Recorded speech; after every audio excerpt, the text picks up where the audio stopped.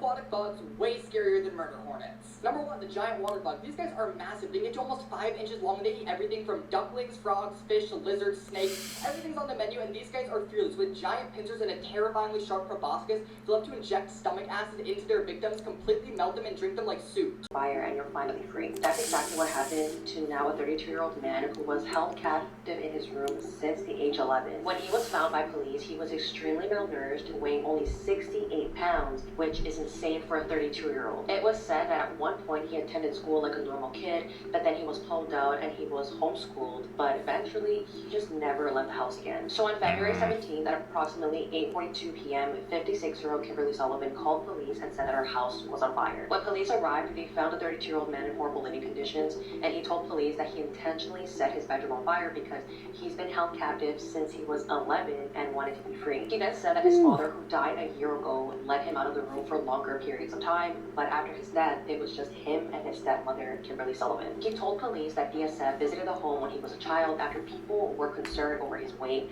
and that he was stealing food and eating things out of the garbage. But at the time when DSF spoke to him, he said that he was forced to say that everything was fine because his stepmom and father threatened to not feed him. Kimberly was arrested, but she pleaded not guilty, and her defense as of right now is that she has nothing to do with this and it was all her husband who passed away. Now, the worst part, which really pissed me off, is that this woman was released on bail. She's wearing an ankle monitor, but she's out. She's walking free after this man endured so much abuse for the last 20 years.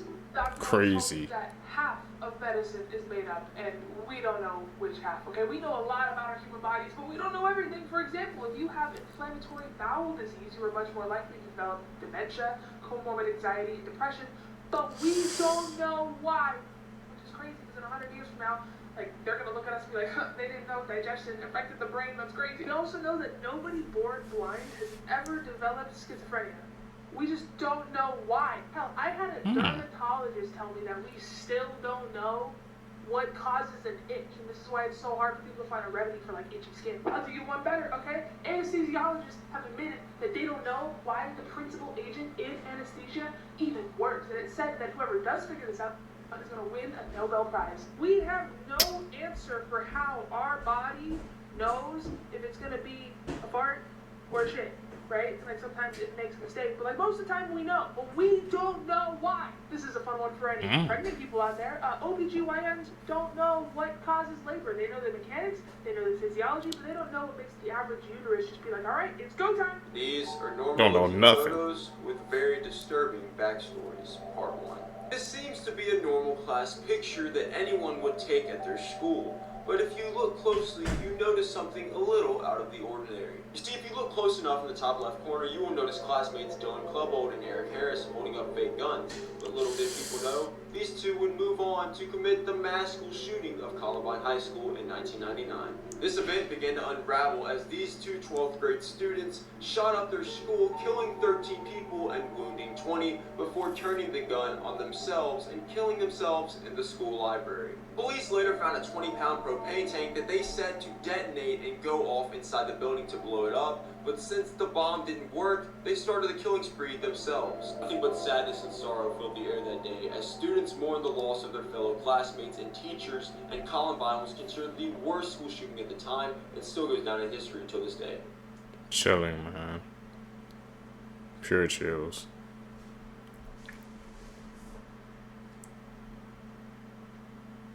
You know what that is, man. Top 4 scariest places in the ocean. Number 1, Taylor Glacier, Antarctica. This looks like a geological crime scene, however, what it actually is extremely salty, iron-rich water that is leaking from a glacier. Now, this water is so salty that it refuses to freeze, and it's so rich in iron that it looks like blood. 2, the Wall in St. Croix. This is a giant drop-off less than 400 meters away from the shoreline, and basically, this is a 2-mile drop down to the abyss at the bottom of the ocean, so this is absolutely horrifying and nowhere I'd want to be. Number 3, the Turtle Tomb. Basically, this is a set of underwater caves that are filled with countless sea turtle skeletons and even dolphin remains From animals that have gotten lost and trapped in these caves and run out of oxygen, it is really horrifying. Number 4, the Corrie Maelstrom. Basically, this is a permanent whirlpool off the coast of Scotland that can get to over 650 feet deep and is extremely powerful and horrifying. Whirlpools are scary. I'm sorry, this is horrifying. I don't like it. Me either. He lined Stay all out. 3 of his sons up, read the Bible to them, and then shot them all execution style right in front of their own mother. He broke down in tears after his wife said him behind bars for life will be the best thing for our family going forward. The only 2 people who lived after this ordeal was his wife and then his stepdaughter. All 3 of his sons are dead.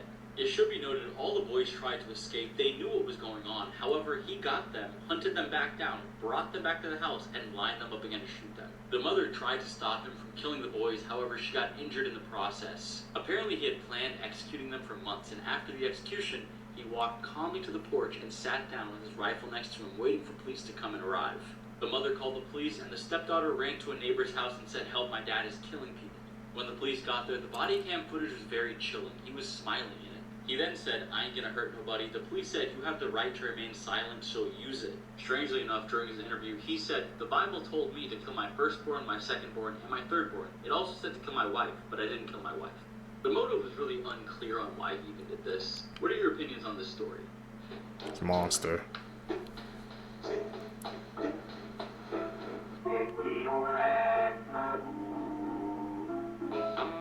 Ooh.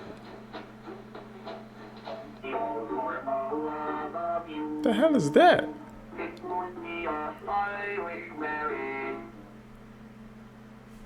Imagine seeing some those animatronics like that, man. They old, they don't freaking work no more. They look like something straight out of a horror movie. Get out of there, man.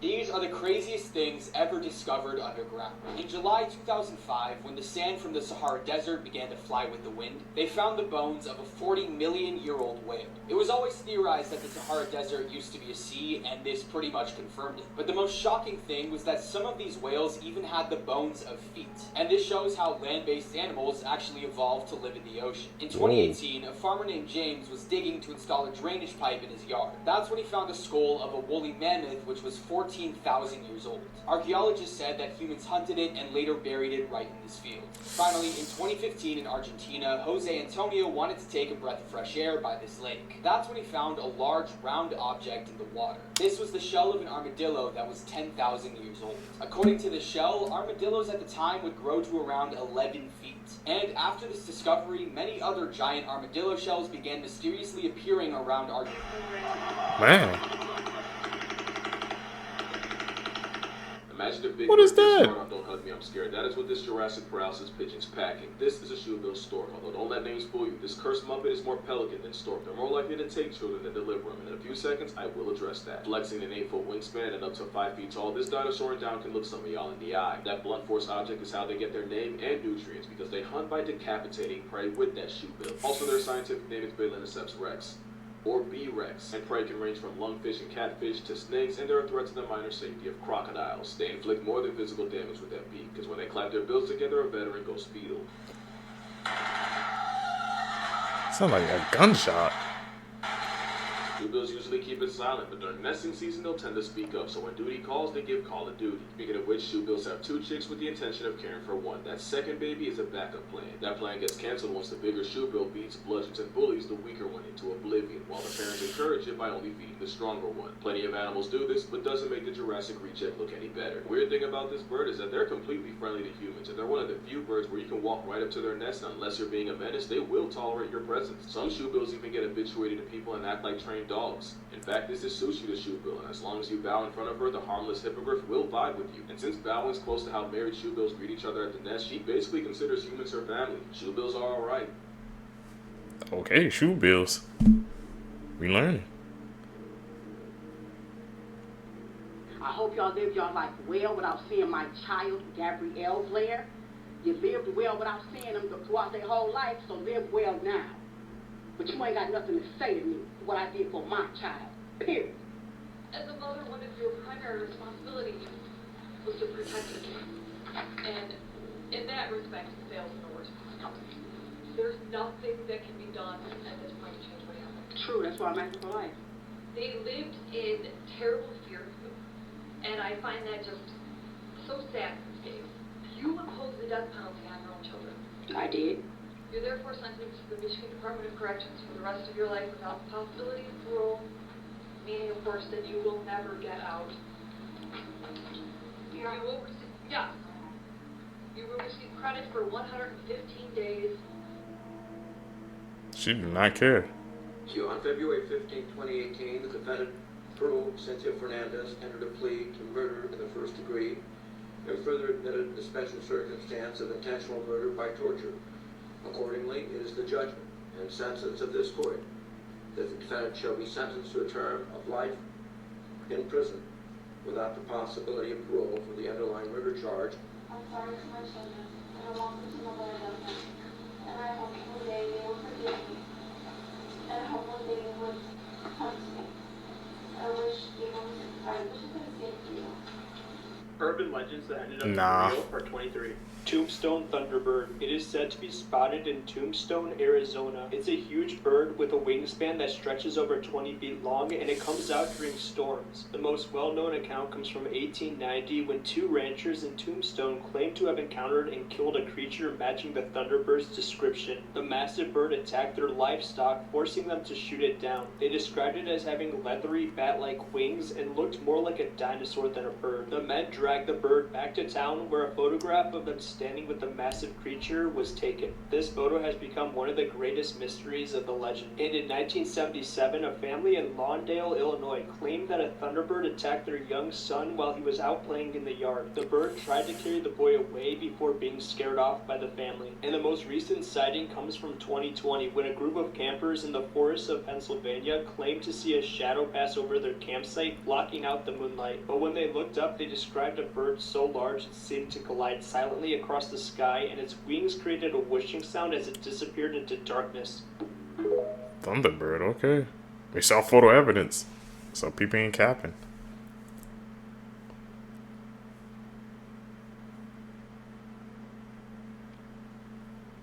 You know what that is.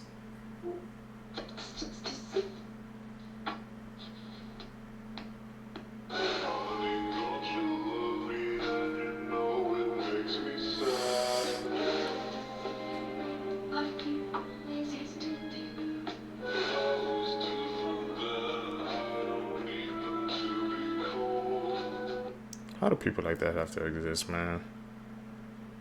If you hear bones clinking behind you at night, you better run.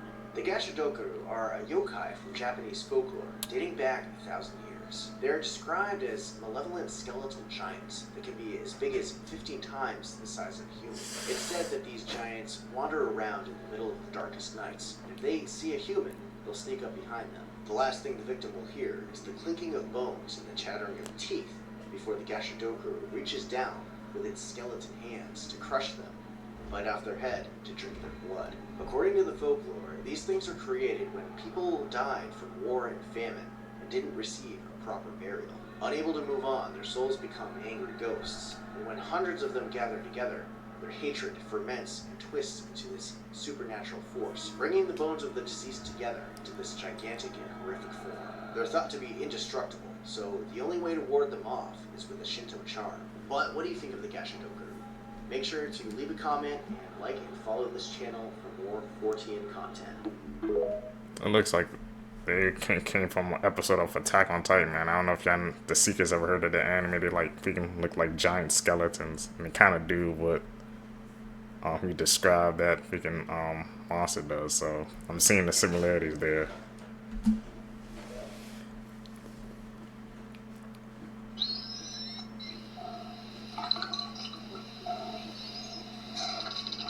Damn, what the?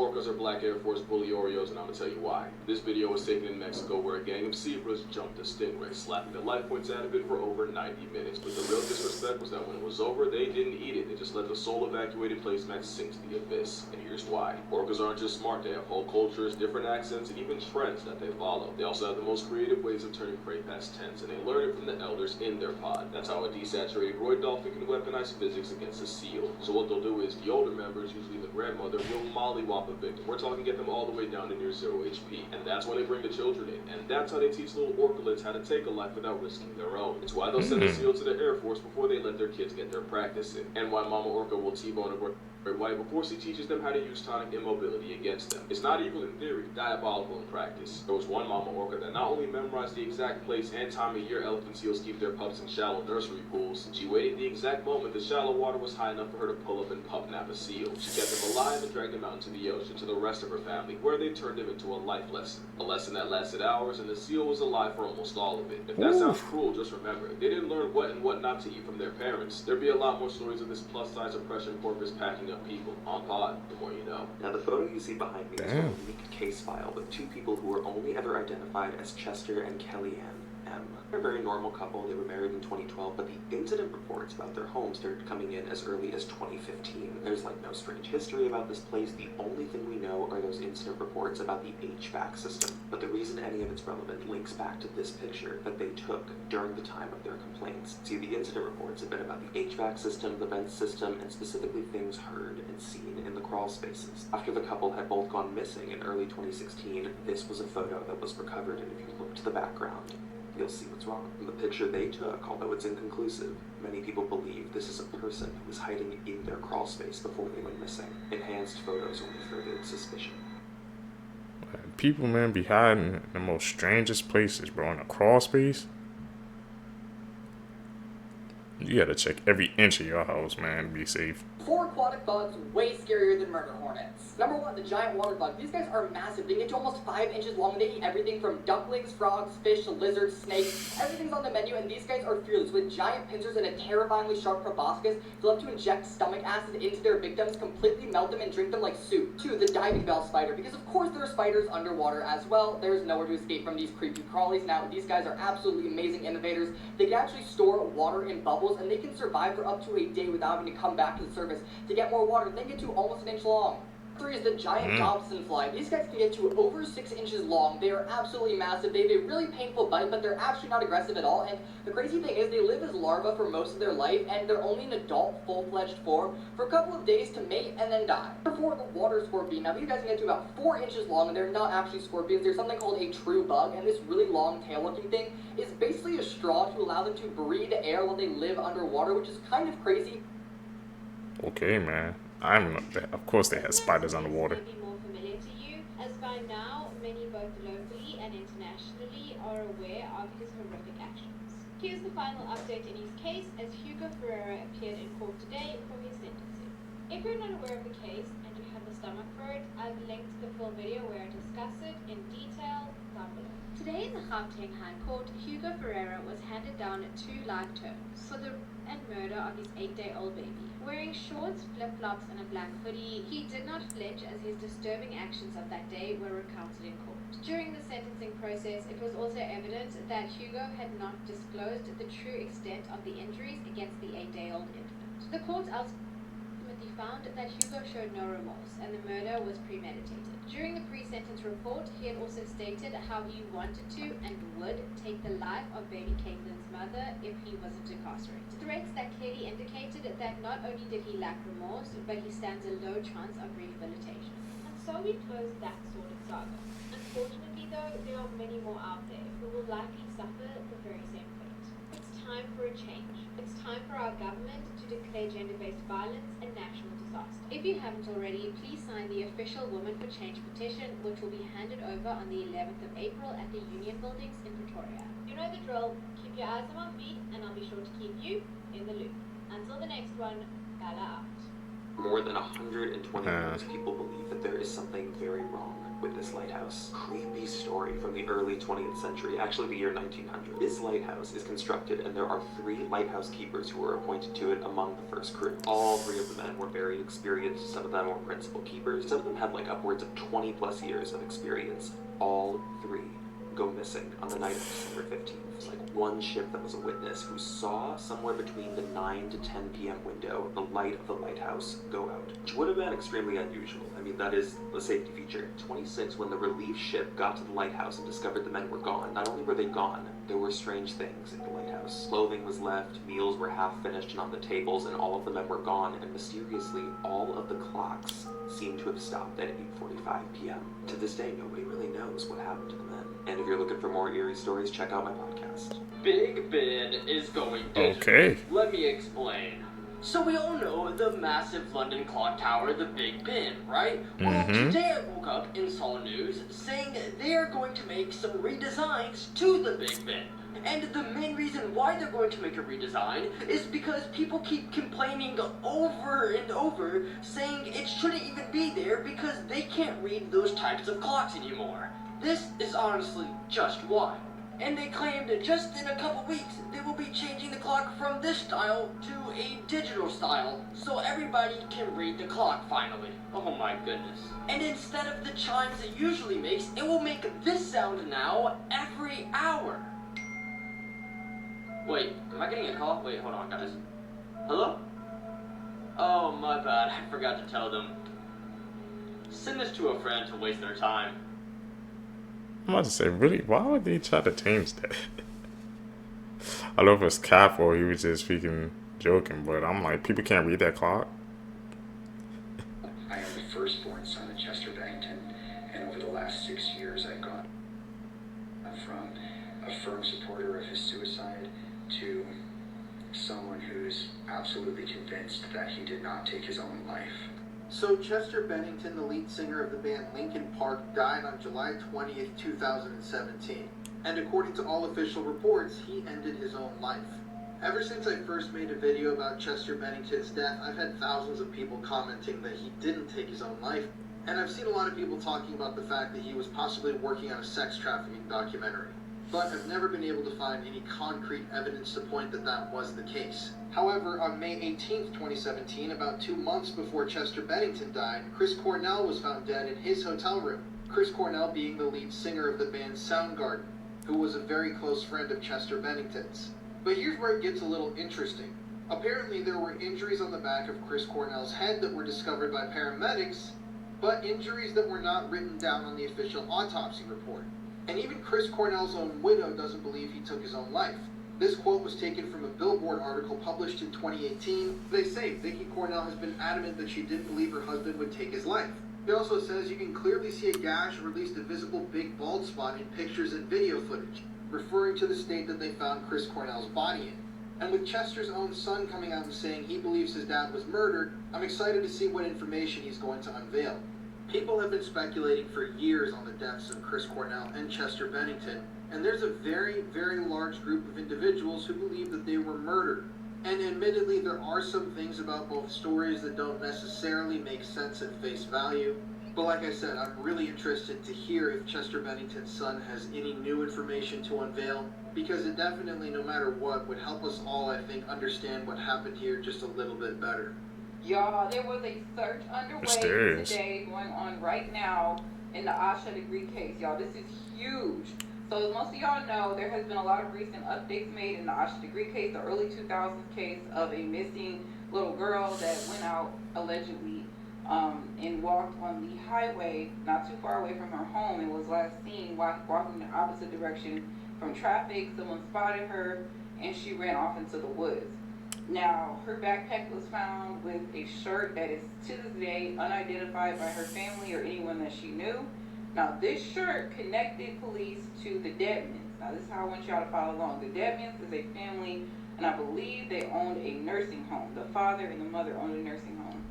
Okay. And there was 2 teenage daughters that grew up there and, lived around that area. That's who they believe might have had something to do with Asha Degree's disappearance. So today they did a major search at an abandoned building that was owned by the Deadmans. That's currently owned by the bank. And that's who let them do the search. All these years, they couldn't search this area because the Deadmans were the one who owned it. Now, this is the Deadmans right here. I want you got to pay attention, you guys. These are the blonde one right here is the one who was texting her husband, her ex-husband or whatever. She was texting him about Asha Degree and what happened to them. She was telling people are going to find out. She was like, oh, people are going to find out what happened to Asha Degree. Or she said the name Asha. So that proved that she or someone in the family knows something that happened to Asha Degree the night 2001 where she disappeared. This is the building right here. Like I said, we don't know what they found or what they're doing, but we do know that this is huge because, man, this case is so old, and to see this in my lifetime is just, I can't imagine what the family is feeling. A lot of people have blamed the family. I've always known the family was innocent, but the fact that people have blamed the family breaks my heart, and the whole time it was allegedly this family that has something to do with Asha Degree's disappearance. This is one of the most disgusting and evil cases I've ever heard. In February of 2013 in the Bronx, New York, a man was walking his dog at around 4 a.m. when his dog began to sniff around and led the man to a pile of trash bags that were left on the curb. As the man got closer, he realized that there was an awful smell coming from the bags that were sitting on the curb. So he decided to investigate, and lo and behold, he discovered that the bags were full of dismembered body parts. The man then decided to call the police, and after further investigation, the police found multiple different bags full of more dismembered body parts scattered across the city. It would then be discovered that the dismembered body parts would belong to a 45-year-old at-home caregiver by the name of Tanya Bird. Her body parts were placed in multiple heavy-duty trash bags containing everything from her torso to her shoulders to even her head. But guys, if only that was the worst part. You see, police then moved on to contact Tanya's son, Basim McLean, in which he responded that he believed that his mom's abusive ex-boyfriend was the one behind the killing of his mother. But little did the police know that that was not the case. As part of the investigation, police decided to go through Basim McLean's phone to see if he had any connection with his mom's murder. And lo and behold, they discovered a picture of McLean smiling in a selfie while holding his mom's decapitated head in his left hand. Yes, this is the picture of McLean holding his mom's decapitated head like it's a trophy. And of course it's blurred because we're not going to show the actual picture on here. After this, though, he was actually sentenced to 25 years in prison. But wait, it gets crazier. You see, years prior, before he was arrested, Basim McLean was actually married to a woman named Vera McLean, in which him and her had a 4-year-old son together.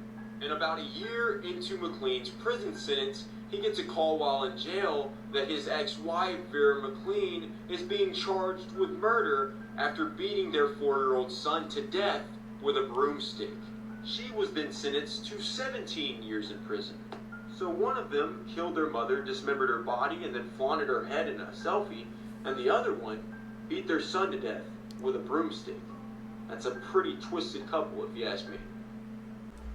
What's up, YouTube? Welcome back to my channel. How you guys doing? Hopefully you guys are doing alright, man. If you guys are brand new to the channel, you guys don't know what we do. We break down scary and creepy videos, man, on the net, on the web, from YouTube videos to TikTok videos, IG reels, Facebook, anything weird, usual, and unexplained you can find right here on this channel.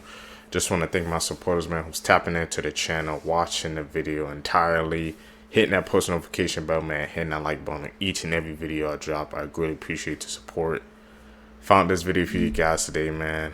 Let's do what we do best, seekers. Let's seek the truth. This is one of the most terrifying things that can happen to someone while on vacation. In this viral video, you see 43-year-old George Gillian and his wife Lizette Zambrano being electrocuted in a hot tub at the Sonoran Sea Resort in Mexico. George and Lizette stayed at this resort with other family members when, on the evening of June 11th, they both decided to go in the hot tub when all of a sudden George felt an electric shock. In this interview, Lizette said that the last thing her husband said to her was, "Oh shit," before he was electrocuted over and over again. Last thing I remember him saying is, "Oh," and it's the same time that I felt the first electric shock. And then it happened over and over and over. I didn't hear him again. People who saw everything happen tried to help them out, but they couldn't do much because they were also being shocked by the electrical current. Lizette was eventually pulled out of the water with no pulse, but she was given CPR and she did survive. Unfortunately, her husband did not, and now she's suing the resort for $1 million. The lawsuit says that George was being electrocuted and drowned for 10 minutes, all while the people who worked at the resort watched and did not turn off the hot tub. It's alleged that there was faulty wiring in the hot tub which caused the electrical current. And while this is a rare occurrence, it's been said that some indicators of an electrical current inside a pool includes any underwater lights that might not be functioning properly. And it's also been advised not to swim before, during, or after a thunderstorm. Things human were never meant to see. It's a tragic case. Anton Lavey, founder of Church of Satan. I won't mention his name, but it was a big leader and founder of a huge satanic organization. And he was on his deathbed. And for a Satanist, at the time of death, it's a great victory for them because death is a huge thing that they celebrate. And he was getting ready to die and pass on his powers and that. And on his deathbed, he must have got some revelation or an angelic appearance or something. And he went into shock and he said, oh my, what have I done? He said, there's something very wrong. There's something very wrong. There's something very wrong. And his whole life had been spent propagating these satanic beliefs.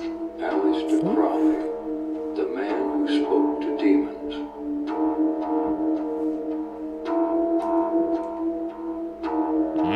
Let's talk about... What do you guys think? Do you think he saw something at the end? He was on one side, but when he got near close to the end, he completely, I guess, changed or switched his viewpoint. He must have saw something. What do you guys think? Well, the unsolved case of Mr. Cruel. Mr. Cruel is the name given to this unknown man. He's a serial child predator. He attacked and assaulted 3 little girls in northern Australia. His crimes took place in the 1980s and the 1990s. He's been wanted since 1987, and police describe him as extremely intelligent. He meticulously stalks all of his victims and their families, and he leaves purposeful distractors at each site. There's also no forensic evidence left behind at all from him. He also always wore a mask to protect his identity, and it worked. And those masks you see on the left and right of me are so creepy. Something about the way that the left one looks over here is really messy. Apparently his behavior was unhurried and very calm, and he was soft-spoken. At one point during one of his attacks, he took a break to have a meal in the family's house. And he threatened the victim and the family if they even moved. So he straight up had these people in their own home while he ate a meal and then continued his attack after he was done. Dude is an absolute psychopath. Investigators believe that he took videos and pictures of his attack during the incidents, and if he is still alive, this will be one of the key clues in getting him. He still walks free to this day, though. Let me know what you think in the comments section, and happy Halloween. How the hell they left no forensics behind? Do you know how like impossible that is? And they never caught him. We're gonna have to catch up on that Mr. Cruel case. See if they caught him at the end, man. This is the devastating case of Kylie Rodney. On August 6, 2022, 16-year-old Kylie went missing at Prosser Family Campground in Truckee, California. Kylie attended a school party with more than 100 kids, but it's alleged that older people also showed up, which made a lot of the teens uncomfortable. Kylie texted her mom right before midnight and told her that she would be home in 45 minutes, but the following morning, Kylie's mother got super worried when Kylie was still not home. One of Kylie's friends said that she was with her the entire evening until she decided to go home at 12:20 a.m. Police searched Prosser Lake for more than 15 hours but were unable to find Kylie's vehicle. But on August 21st, a group of divers who go by the name Adventures with Purpose decided that they would help look for Kylie. It didn't take the group of divers much time to locate Kylie's car, only 14 feet underwater. The car was upside down and Kylie's body was inside. The investigation is still ongoing and the autopsy results have not been released yet. So what do you guys think happened to Kylie? Was this a tragic accident or was there foul play involved? I'm gonna go with foul play. There was a party stuff going on. The This people guy showed is the up. real Humpty Dumpty, and his story is much darker than you think. Deep in the eerie town of Puddlebrook, Kentucky, resided Gilbert Eggman, a man plagued by misfortune. His tale took a sinister turn when he joined the construction crew. Perched atop a towering brick wall on his very first day, 3 co-workers, fueled by malevolence, sent the ladder crashing down. Gilbert's pleas for help fell on deaf ears. Desperate to rescue him, the trio resorted to a crane. But destiny had other plans. The crane, guided by an unseen force, struck Gilbert, sending him hurtling to a grim demise. The town whispered of Gilbert's curse. In the following months, darkness consumed Puddlebrook. One by one, the 3 construction workers met their untimely ends, each death shrouded in mystery. Gilbert's curse, it seemed, had unleashed its wrath upon them, becoming an urban legend in the small town. Caution for the... So Humpty Dumpty was based off this Gilbert's curse story? We're seeing more and more cases, man, like I said, about medias that we've been watching as a kid that's really be based off true stories, but they just, I guess, switch it and turn it into something else. So you lose the, like, original point of the story. Man. Humpty Dumpty, who'd have knew? That's like one of the oldest pieces of media. The photo that you are about to see. This was captured on the Ring doorbell of Jessica Gerald on a 2014 morning around 3 a.m. It is the only shot that we have of the man who broke into her home. For context, this is a small town right outside of Omaha, Nebraska. Like, bad things don't happen here, or so everyone thought. Unprovoked and completely without motive, the man was seen on camera around 3, and then he uses a glass scoring tool where he very quietly makes a hole in the window and then enters through the living room. So the following morning, Jessica Gerald, she doesn't go into work, so her family is contacted. They go to her home, where she is found without her head or her tongue. Media investigation was launched where the footage was eventually recovered. The man seen here had also posed her body without the head sitting up at her kitchen table. Eerie case, man. Let's talk about this couple who cheated on the show Who Wants to Be a Millionaire and thought they got away with it. Oh. You just won $1 million!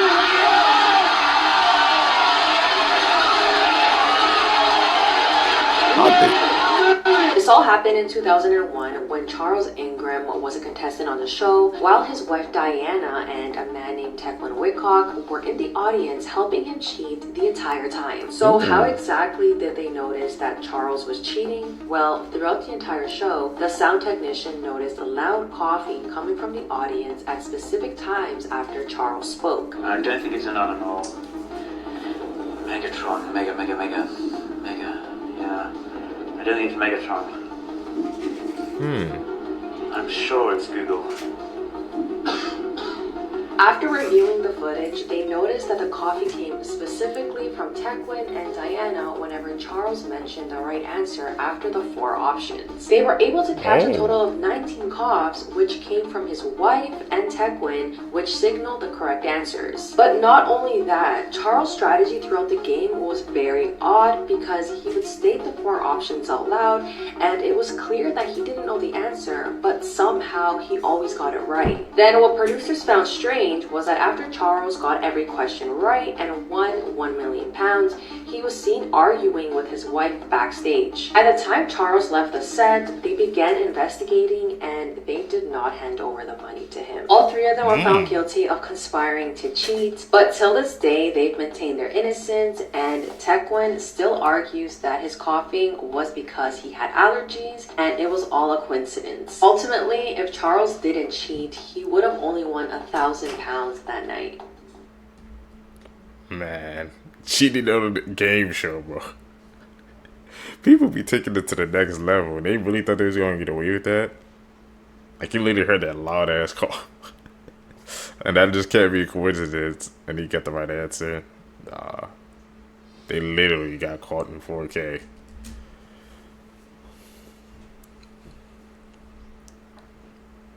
That's insane, man.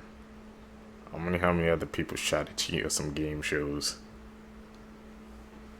This is the disturbing moment this woman laughed in court after she took this 3-year-old's life in a random attack. On June 3rd, police received numerous phone calls about a stabbing at a grocery store parking lot in Ohio. At around 3 p.m. on this day, 38-year-old Margot Wood was loading groceries into her car while her 3-year-old son Julian sat in his car seat. That's when 32-year-old Bianca Ellis entered the car and began stabbing the little boy. When Margot noticed, she tried to stop the attacker, and as a result, she was also wounded. Julian was then rushed to the hospital where he unfortunately passed away. Now, what's disturbing was that this was a random attack, and after looking at surveillance footage, the attacker was seen following the mother and the child in and out of the grocery store. Then, when Bianca was brought into court, the judge began reading out the indictment, and she was seen smiling and laughing the entire time. And after an assessment was done on Bianca, they're arguing that she has bipolar disorder and had a psychotic break, which explains why she did what she did. And this story only gets crazier. Before this incident, Bianca confessed to another murder in Bakersfield, and she even gave details of what she did with this person's body. She also warned officers that if she wasn't arrested, she was going to murder someone and eat their flesh. But none of this was taken too serious, and she was released from the mental institution, and not long after, she committed this heinous crime. This case You gotta listen to people have to follow up on their job, man. She's a dangerous individual, and they just let her release from that mental institution. Look what happened. People need to pay more attention, man. That's why in the store, I don't like when people follow me around, bro. You always gotta be vigilant. Is a very sensitive topic regarding Pony, the orangutan. In Indonesia, Pony was stolen from her mother as a baby and believed to have been sold on the black market, and she was purchased by where she would be shaved every 2 days, wore perfume and makeup. The owner of this business was a woman, and Pony was chained to a bed where men would come in after paying for a private room with her. What the? And they did exactly what you're thinking to her. An animal organization heard about Pony and attempted to save her, but were run off by villagers who didn't want Pony to be taken away from them. But in February 2003, 35 police officers showed up and rescued Pony. She was believed to be between the ages of 6 years old and 7, and due to how the law worked at the time, no one was charged or arrested. Pony has since been kept in an enclosure as she wouldn't be able to survive on her own in the wild. But as of recently, Pony is estimated to be either 23 or 24 years old and is in healthy condition. And this is a picture of her from 2018. This is why you should always be aware of your surroundings. A woman was walking home one night with her child when this happened. Everything's normal until a man comes out from the darkness. He then proceeds to go to the door and start banging on it, seemingly trying to get inside to the mother and her child. Ali Porath, the mother who was seen in this video, later took to social media to explain that this all happened at around 7 p.m. at night when she was returning home from getting groceries. She explains that she had seen that man before, waiting out alone in front of her house, just watching. But ever since this happened, she hasn't seen him. And that's why it's always important to be aware of your surroundings. Preach. So this photo is the reason you shouldn't put your feet up on the dashboard of a car. In 2007, Granny Keeley had an airbag deploy on her at 120 miles an hour. She was sitting passenger with her feet up on the dash, and when the airbag went off, her knees went right into her skull. Obviously, this led to a brain injury. Her 2 front teeth also fell out, but she lived, thankfully. She lived without a forehead for about 2 years until surgeons fitted a ceramic forehead into her skull. She had near constant headaches, and she developed gallstones because of the medication she was on. After they fitted a ceramic plate into her forehead, they injected fat from her stomach into it so it could look more natural. This is her today, so she looks very normal now. And of course, because she's in good spirit, she says her ceramic forehead is designer because it was made in Italy. She also spent a considerable amount of time educating people on why they shouldn't put their feet up on the dashboard. Because if you do, you could end up like this. And you might not be so lucky. So, if you get anything from this video, stop putting your feet up on the dash. Let me know what you guys think about this in the comment section below. And as always, these videos are for informational and entertainment purposes only. You guys know how many times I had my feet up on the dash when I was just, riding in the car? I'm never doing that again. No more. That's dead after we saw that clip. That's crazy. It's a miracle she survived, too. You never think something like that would happen. That is, put my foot up on the dash. We ain't doing that no more, Seekers. Edit. Call them on like we see it, man. If y'all see edit, tell me down below. I might miss some too. This is a good reminder to double check every single nook and cranny in your house. Because in 2019, this couple came home after a week-long vacation to see that there was a stranger living in their home. And he had most likely been living there while they were also in the house. How? Also, if you like these kinds of stories, you'll like tonight's episode. Upon arriving home after a week away, Josh Campbell tried the front door of his house, but there was a stranger on the inside pulling it closed. That stranger was 26-year-old Ezekiel Zayas, and yes, this is a video he left on their personal computers. The two were able to call the police and eventually get him out of the house, but that's when they saw all of the terrifying stuff he had been up to in the home. He also left them videos on their computers that included incredibly personal information that they had only shared with each other, meaning that he had been listening to their conversations. But the worst part was the knives.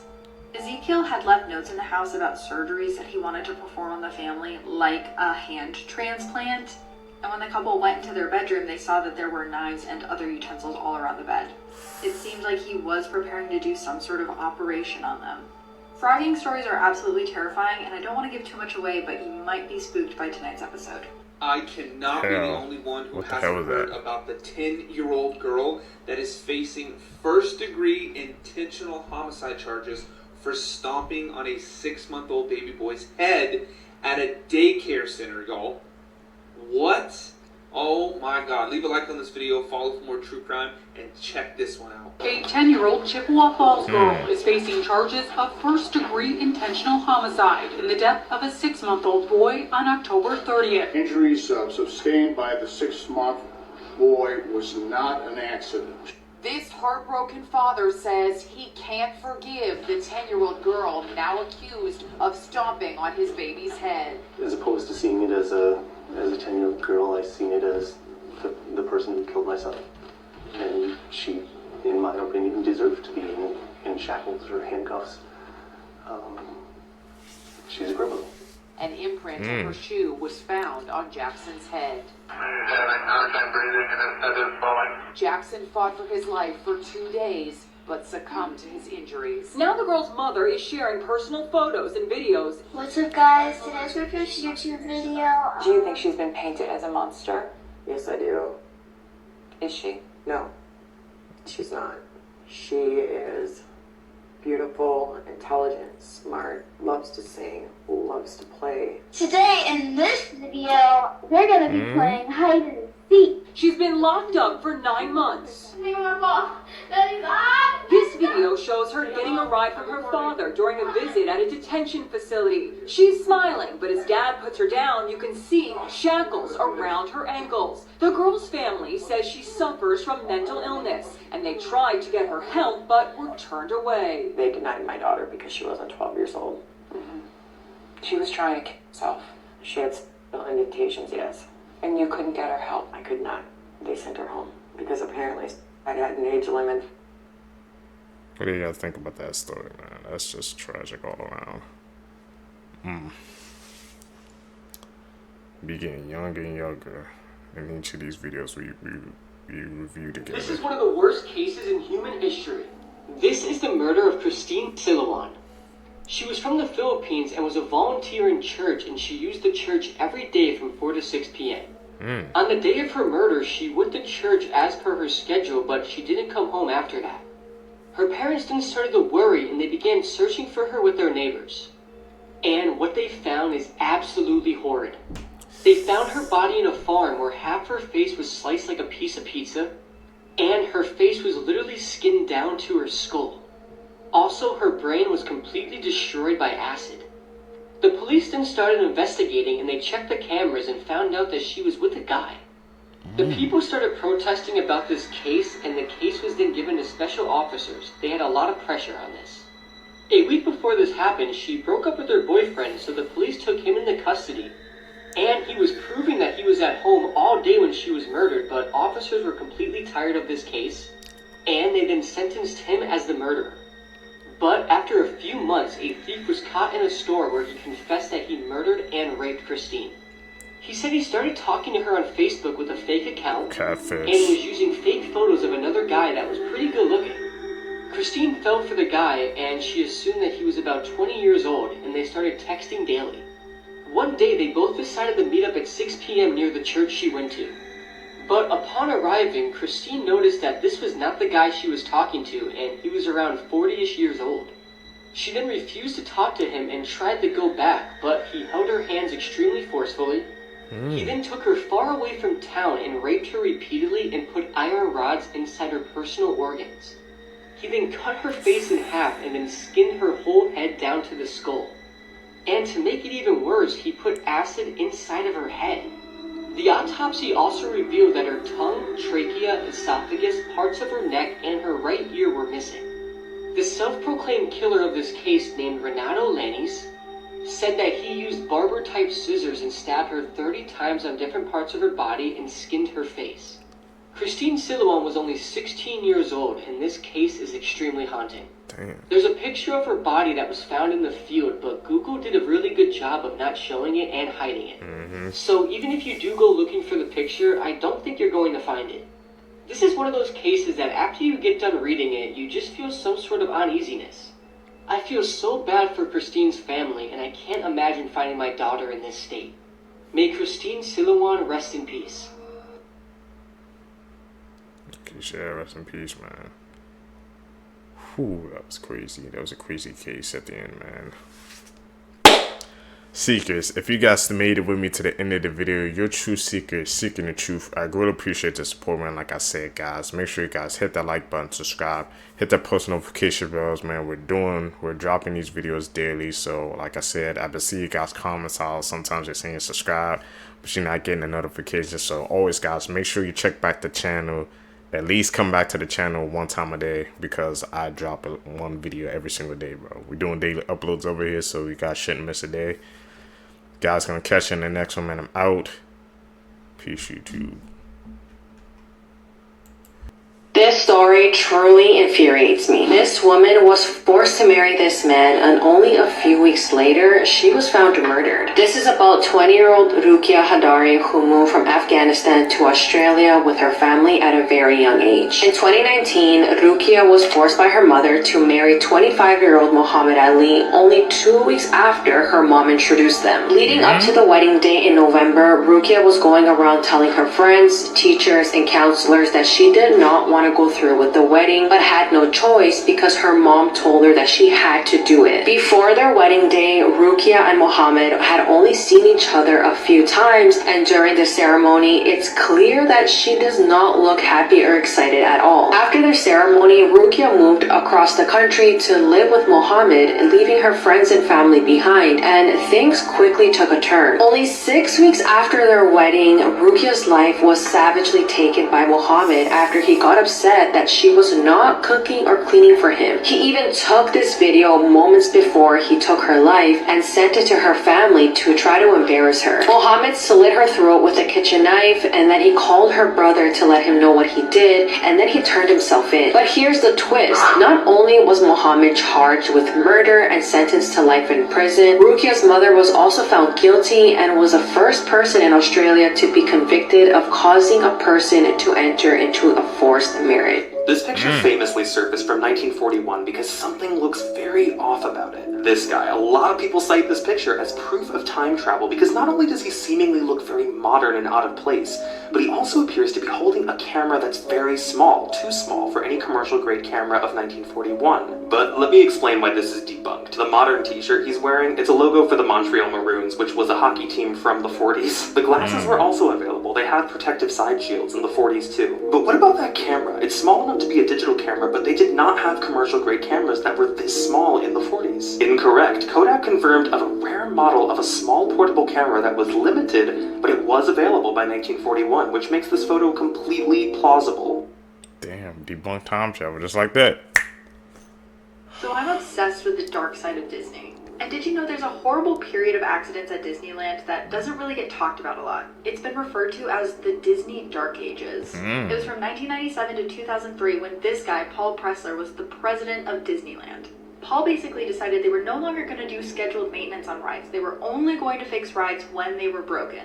Did it save money? Sure, but this resulted in some of the worst accidents the park had ever seen. One of the worst being that of Brandon Zucker. In 2001, Brandon Zucker was on the Roger Rabbit ride, which was already having maintenance issues. An employee put Brandon on the wrong side of the car, and when he put the lap band down, it didn't close all the way. So at one point in the ride, Brandon tumbled out of his seat and was hit by an oncoming car.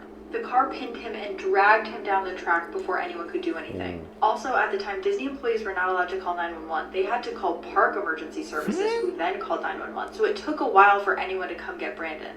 He did survive the accident, but he had brain damage so bad he was nonverbal and lost a lot of motor skills for the rest of his life. And eventually he passed away at 13 years old.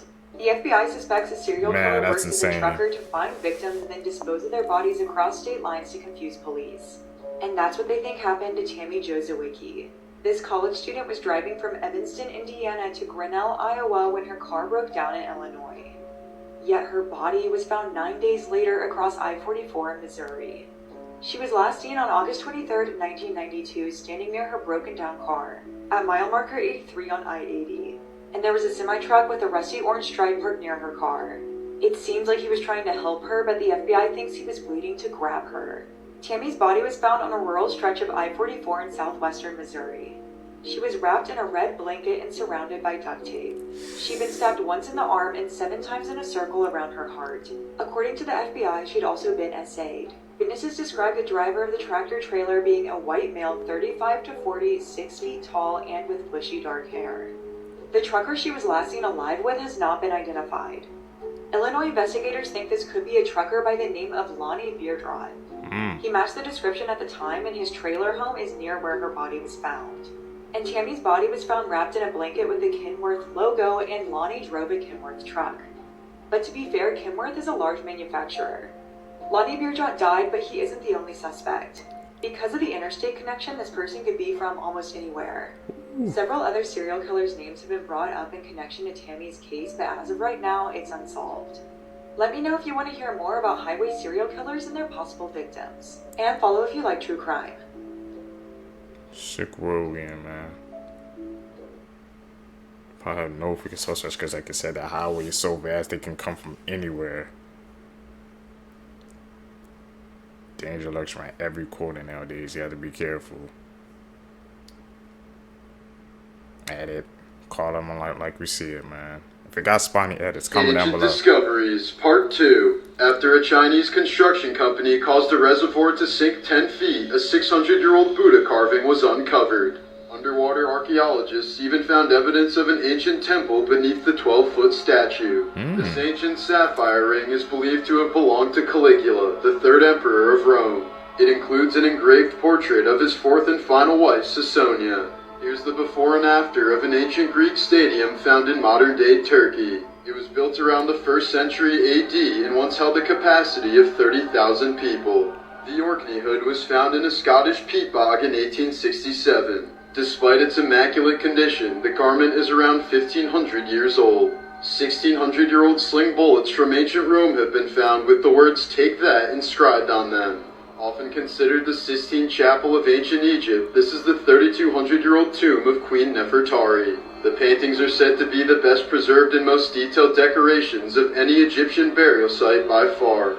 This woman was caught putting Roundup in her husband's Mountain Dew. This man from Missouri went to police after his home surveillance camera caught his wife, 47-year-old Michelle Peters, pouring Roundup, which is a chemical weed killer, into his favorite drink. He became a little suspicious in the beginning of May when he noticed that his Mountain Dew was tasting a little off. At first, he ignored the strange taste and continued to drink it, but a couple of weeks later, he began vomiting and having a sore sore throat. Then on June 12th, he reviewed surveillance footage in his garage where he kept his Mountain Dew in a fridge. And it shows his wife pouring the Roundup straight into the Mountain Dew bottle. Around that same time, he had told her that he was feeling sick, and all she said was that he probably had COVID and to stay away from the grandkids. Eventually, he went to police and Michelle was arrested, and at first her defense was that she mixed the Mountain Dew with the Roundup because she wanted to create this strong weed killer and she had seen this on Pinterest. But eventually, she admitted to everything and she said she did it because she was mad at her husband for being unappreciative after she threw him a 50th birthday party. She then expressed that she regretted it and she should have just divorced him. She was charged with first-degree domestic assault and armed criminal action. Imagine if you're... Man, if y'all just in a relationship and it ain't working, just split up. Don't go to the extreme. Like what she did, man. Caught her on 4K as well. Pouring that in his Mountain Dew. People, man. It's like when they get upset, it makes them do the most craziest and bizarre things, man. Viewing these clips together with you guys, Seekers. Blows my mind every time.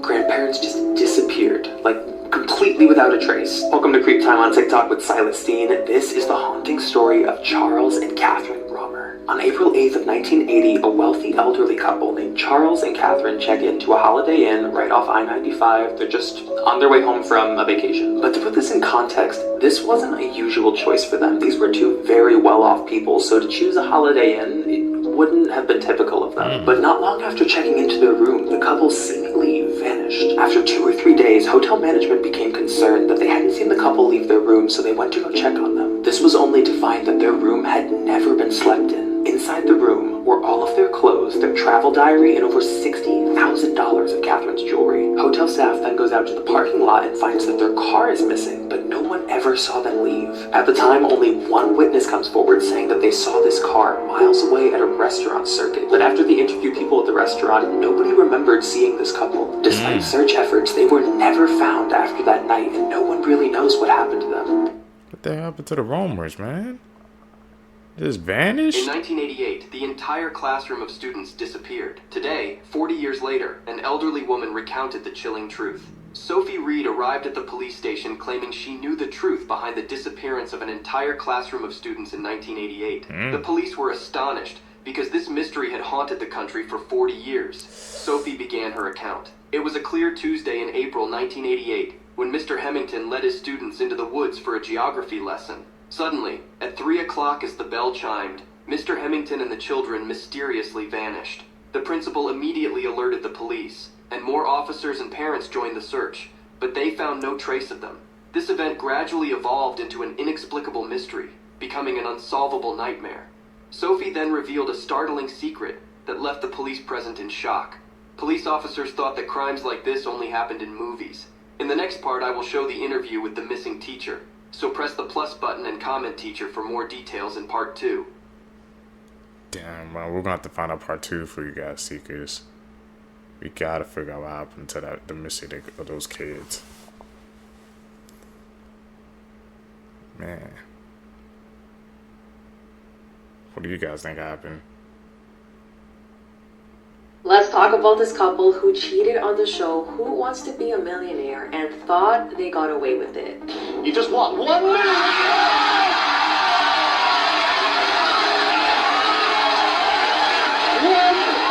This all happened in 2001 when Charles Ingram was a contestant on the show, while his wife Diana and a man named Tequin Whitcock were in the audience helping him cheat the entire time. So how exactly did they notice that Charles was cheating? Well, throughout the entire show, the sound technician noticed a loud coughing coming from the audience at specific times after Charles spoke. I don't think it's an animal. Megatron, mega, yeah. I don't think it's Megatron. I'm sure it's Google. After 4K. reviewing the footage, they noticed that the coughing came specifically from Tequin and Diana whenever Charles mentioned the right answer after the 4 options. They were able to catch a total of 19 coughs, which came from his wife and Tequin, which signaled the correct answers. But not only that, Charles' strategy throughout the game was very odd because he would state the 4 options out loud, and it was clear that he didn't know the answer, but somehow he always got it right. Then what producers found strange was that after Charles got every question right and won £1 million, he was seen arguing with his wife backstage. By the time Charles left the set, they began investigating and they did not hand over the money to him. All 3 of them were found guilty of conspiring to cheat, but till this day they've maintained their innocence, and Tequin still argues that his coughing was because he had allergies and it was all a coincidence. Ultimately, if Charles didn't cheat, he would have only won £1,000 that night. This is a good reminder to... You got caught in 4K, bro. Cheating. At a game show like that, man, you know this camera's like probably angled everywhere, so there's no way you could get away with cheating like that.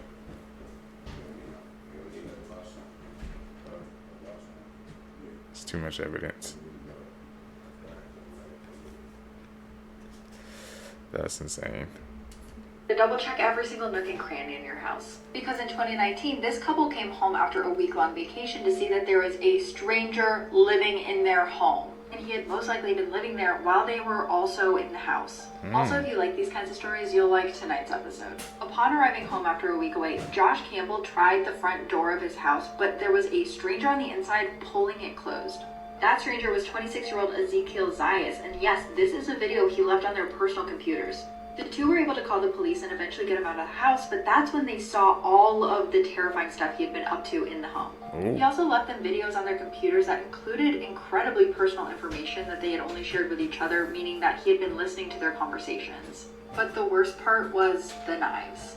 Ezekiel had left notes in the house about surgeries that he wanted to perform on the family, like a hand transplant.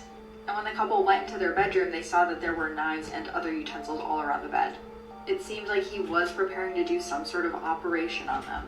Frogging stories are absolutely terrifying, and I don't want to give too much away, but you might be spooked by tonight's episode. Do you ever see a picture that That's just insane. makes your stomach drop? This is a still from an alert that a woman named Alexis Randall got on her phone. It's from a security camera that was set up in her living room, but she's looking at this and she's thinking the same thing you are. She's like, what's wrong with the picture here? Why did the motion detector go off? But then look a bit closer, specifically at the bathroom door. This man was staring at the camera from the doorway. She spots this picture and she immediately panics and calls the police, but by the time they get there, this guy is gone. What really freaked her out even more is that when police got there, they found evidence that the bathroom window had been tampered with. Further security footage would show that the man had crawled through the bathroom window the night before and was hiding in the hallway bathroom all through the night, even while she was in the house. And if you guys are loving Creep Time, make sure to go follow on Insta.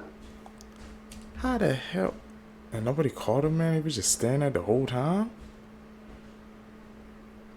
How do people begin to these houses and we don't be noticing, man? This is one of the most terrifying urban legends I've ever heard, and it ended up being true. But in Canada, there was this legend that one night a bunch of people saw a bright blue light in the sky, and the next day an entire village of people disappeared. But it turns out that legend is rooted in something that really happened.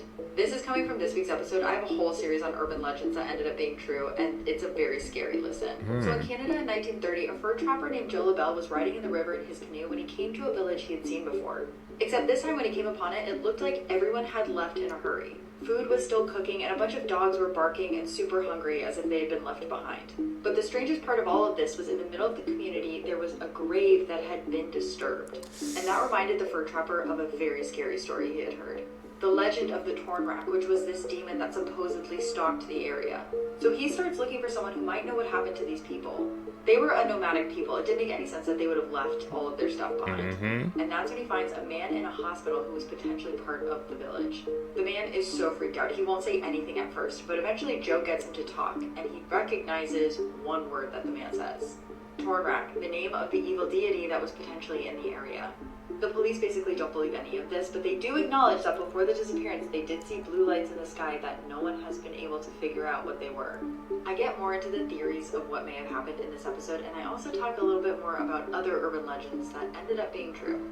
What the hell? What were those blue lights, man? They can't explain it. So that speaks from truth what the villager said, right?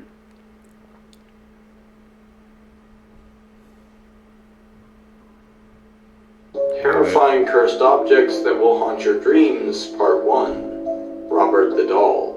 According to legend, in the early 1900s, a wealthy American family known as the Ottos committed an unspeakable offense against their young maid from the Bahamas. In an act of retaliation, the maid gifted the young Otto boy, Eugene, a doll named Robert, which had been cursed by a voodoo priestess. In the following years, Eugene would become uncomfortably close to the doll, speaking to it as if it were a real person, and becoming violently angry with anyone who looked at it without his permission, claiming that they were being disrespectful to Robert. In addition, most of the Otto family friends stopped visiting, claiming to have seen the doll move by itself, or having heard it giggling late at night.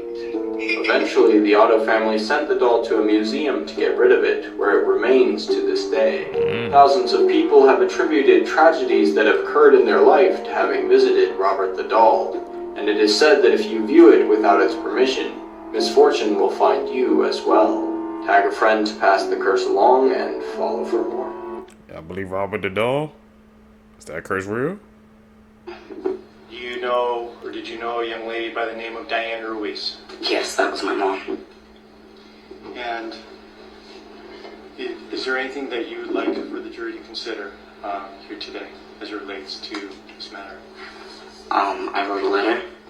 Can you please be so kind?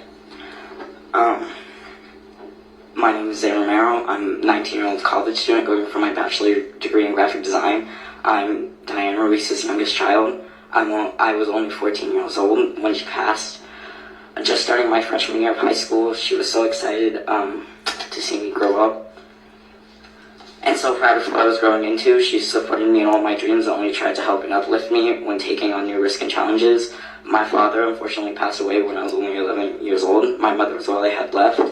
I was barely 2 months into my first year of high school when she passed away. I was in a marching band, and the week prior, she was telling me how excited she was to go and watch me perform at that weekend's football game. She would have been her first time seeing me perform because that was... This man has just discovered that his wife has been murdered. Daddy! What? What the hell? Where's my wife? The windows broken. But he never suspected his daughter would be the one responsible. What happened? She's with you. Raced dead. I was too. On March 3rd, 2020, Akron police responded to a 911 call. This is what was waiting for them. She looks like she's been down for a while. There's blood all over the place. There's knife fire heads and stuff like that. There's a huge pool of blood. As officers entered the home, they found Brenda Powell on the kitchen floor with 30 stab wounds in her neck. Her daughter Sydney was in the house and claimed it was a home invasion that escalated into a brutal murder. Initially, the responding officer didn't think Sydney was involved. However, as time rolled on, the details weren't stacking up. Got you. Come on. Come on. She's gonna be okay. Sydney was arrested and charged for the murder of her mother, Brenda Powell. She entered a plea of not guilty by reason of insanity, claiming she had no memory of what happened. The jury didn't believe Sydney, and she was found guilty on 2 counts of murder, 1 count of felonious assault, and 1 count of tampering with evidence. She was sentenced to life in prison with a chance of parole after 15 years. Insane.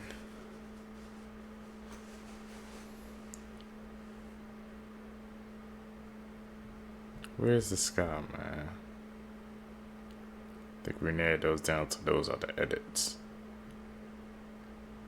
When the greatest crusader king led just 500 knights and a few thousand foot soldiers against the 20,000 strong host of the great Sultan Saladin, he crushed the invading army and forced Saladin to flee for his life upon a camel, with the 16-year-old king having personally charged into the front lines despite having lost the use of his right arm to lepers. When he was crowned king of Jerusalem on the 75th anniversary of its capture by the First Crusade, the 13-year-old was already an expert horseman with a keen intellect and a near encyclopedic knowledge of history. But when his tutor had realized that he never reacted to being pinched by his playmates, it had become clear the poor king could never bear the kingdom, nay. And so in an act of humility, he recognized the Byzantine emperor as his overlord and even tried to give away his crown to the newly come crusader, Count Philip of Flanders. But when Philip refused and marched north with his army, the Leper King was left to deal with Saladin on his own. But after the 16-year-old king marched out and defeated the Sultan's forces at the Battle of Montcassard, all attention turned to who would win the hand of his beautiful sister and inherit the kingdom, leading to bitter infighting among the crusaders. And with Saladin similarly seeking to consolidate his control over Muslim Syria, the two great enemies agreed to a 2-year truce. So the Sultan secretly sent letters to the Abbasid Caliph promising to unite all Islam and drive the crusaders from the Holy Land for good. Yet after the truce was broken early by a raid from the king's vassal Reynal in 1182, the king ordered him to return all his prisoners, but he refused. And so Saladin marched on the kingdom of Jerusalem with a fresh army, while at the same time in Constantinople, the pro-crusader Byzantine emperor was overthrown, and all the city's Latin inhabitants were slain.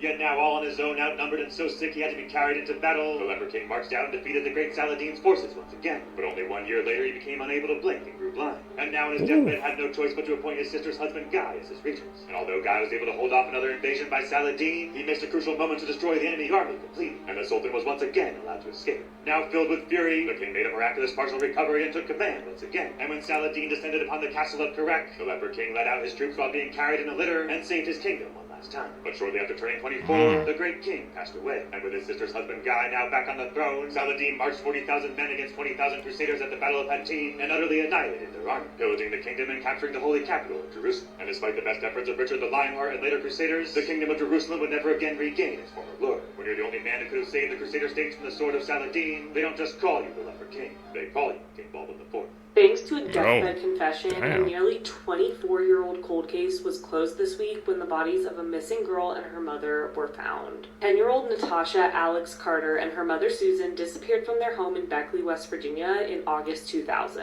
But at first, police initially reported that Alex may have been abducted by her mother. In a press release from December 2021 about the case, the FBI Pittsburgh said, quote, "At the time of their disappearance, Susan Carter and Alex's father were having a custody dispute, and Alex moved in with her mother and mother's new husband," which it's not confirmed that it was actually her mother's new husband, but they moved in, and then not long after that, Susan and Alex disappeared. But while it was initially suspected as a parental abduction by Susan, after the two remained missing, an investigation into other possibilities ensued, but unfortunately, the case went cold. In 2021, the FBI reopened the cold case and started looking into the man Susan and Alex were living with, Larry Webb. Searches of his home were done in 2022 and 2023, and they found a bullet embedded in the wall of what was Alex's bedroom. The bullet was tested for DNA, and it confirmed that blood on it belonged to Alex. In October 2023, Larry Webb was indicted on first-degree murder charges for Alex's death, despite Alex and Susan's bodies never being found. Due to his deteriorating health, though, Webb was not arrested until April 12, 2024, but since then he was being held without bond. On Monday, he had a medical episode, after which, in a, quote, come-to-Jesus moment on his deathbed, he confessed to authorities what he had done. Webb claimed that on August 8, 2000, he had gotten into an argument with Susan over money. He said he was missing some cash and believed that she had taken it and spent it. The argument escalated and he shot her, and then he ended up shooting Alex so there would be no witnesses. Webb then wrapped their bodies in bed linens and placed them in the basement that night. Over the next 2 nights, he dug a shallow grave in the woods on his property, eventually burying them in his clothes, and then walking free for the next 20 years. On April 22, 2024, Larry Webb died at Mount Olive Correctional Complex, and 6 hours later, Susan and Alex's remains were found at his property in Beckley. Unfortunately, now that Webb is dead, he cannot be charged in connection to their deaths. At least now they have been found and can be properly laid to rest. Alex's father, Rick Lafferty, said after the discovery, quote, "It's kind of a sad day, but also a happy day because I can bring my baby home. Rest in peace, Alex and Susan." Whatever you do, don't freak out, but this bug lives on your face. Come again? Demodex mites dig face first inside your pores. But don't freak out, they're harmless. They just eat your grease and dead skin on your face. But there is one thing you should be worried about. Don't cry, but they do wake up in the middle of the night to mate on your face. Yeah, now you know. But they're harmless. And they live on all of you. Live with it. Like if you want a part 2 of things you don't know that live on your body. They're on my face right now, bro. What the hell? Disturbing facts that will ruin your life. You have to have life insurance policy for 2 years before they'll pay out for a suicide. Brain-eating amoeba exist, and you can contract it from swimming in lakes or tainted tap water. They live in the US and UK. Female dragonflies fake their own death to prevent rape. The Before modern medicine, there was this illness called mercy. Basically, if you had it, you were puking your own feces and you were sure to die in great pain. It is caused by obstruction in intestines. Most people trapped in the Titanic, as it went under, did not die of drowning. Rather, they were killed by water blasting into the ship's hull at great speed. At those pressures, the water would cut and crush you before it even had the chance to enter your body. Death by strangulation can turn teeth pink. The stress on the pulp chambers causes it to hemorrhage, so the blood colors the inside. Comment on this video and let me know which fact is the most disturbing. A bunch of teeth turning pink. I did not know that was even possible, man. Humans actually came from Mars. Okay, recently the NASA rover Perseverance found organic matter suggesting that life existed on this planet 3.5 billion years ago. Also, the redness of Mars is believed to be a nuclear winter, which is a phenomenon caused by nuclear weapons being used on a planet. Well, there's a theory that human life actually started on Mars. And the reason that we are now on Earth is because we drained all of Mars's natural resources and had no choice at all but to come to Earth. However, if you look at the current situation on Earth, it probably won't be long until Earth turns into Mars. What do you guys think, man? I thought the whole point, you know, like Elon Musk isn't like he always trying to, reinvent ways to go to Mars. They said some nuclear stuff had already happened, so that kind of has me wondering, man. We shouldn't be, I guess, trying to migrate to other planets, bro. Just need to stay here on Earth. What do you guys think, man? You was on Mars first? Alright. These are 8 horrifying facts that will probably keep you up at night. Sometimes you laugh, talk, and cry in sleep. It's often a spirit sitting beside you in bed.